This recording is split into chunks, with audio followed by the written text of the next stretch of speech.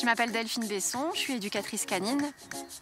Ça fait presque 18 ans que je fais de l'éducation canine, mais je l'ai fait d'abord en tant que bénévole en formatrice de chiens d'assistance pour une association. Et j'ai été aussi en même temps infirmière pendant un certain temps.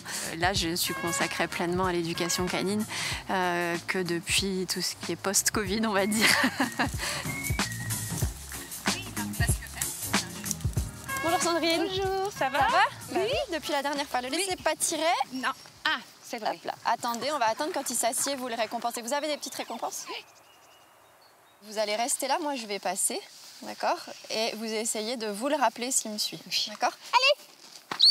Voilà. C'est bien! Et vous le récompensez. C'est bien! Ça, c'est bien. C'est très bien. Ok. Donc je redistrais un petit peu. S'il reste branché sur vous, vous lui dites que c'est bien. Parlez-lui tout doucement, vous lui dites que c'est bien. C'est bien. Là, il a très envie du ballon. Mais on va faire la même chose qu'on fait avec la gamelle, mais avec le ballon. D'accord? Là, vous pouvez poser au sol, pas toucher. Pas touché. Très bien.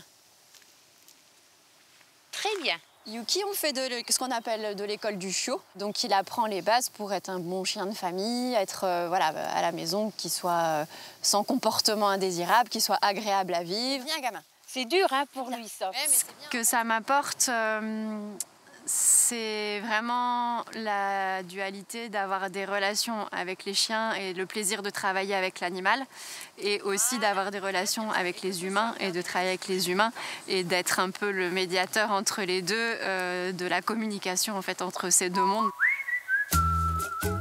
Qu'est-ce qu'il veut commencer à raconter?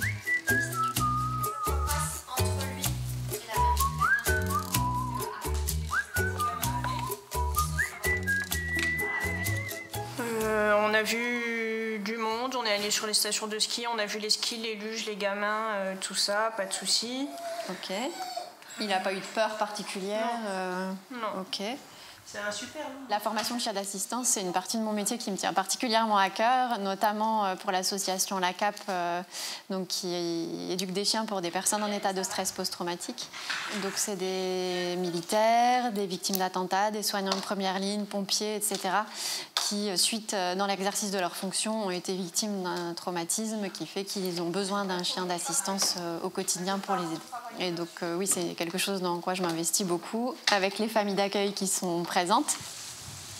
Je voudrais qu'on travaille un petit peu sur tout ce qui est concentration de vos chiens et le fait qu'ils arrivent à rester focus sur vous. Les personnes que vous voyez là sont des familles d'accueil qui accueillent les chiens pendant 18 mois et qui suivent toute l'éducation du chien de ces 2 mois à ces 18 mois. Il faut que le chien soit, lui, très stable comportementalement parlant et qu'il soit en capacité, quand la personne n'est pas bien, de répondre à une demande du type aller chercher des médicaments, aller allumer la lumière, récupérer le téléphone, alerter. Et donc, si le chien n'est pas calme et complètement excité à faire autre chose, ça ne fonctionne pas. La contrepartie, c'est que par contre, il faut que le bénéficiaire ou les familles d'accueil, là, pour ces chiens-là, puissent offrir aussi aux chiens des moments de détente quotidien en liberté, où ils jouent avec d'autres chiens.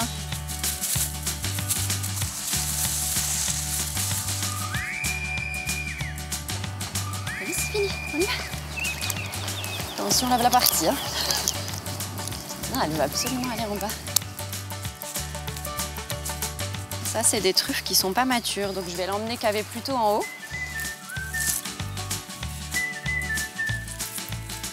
Elle joue, oui, c'est un grand jeu pour elle. Même quand on se balade dans la nature, elle en trouve. Hein. Elle aime ça.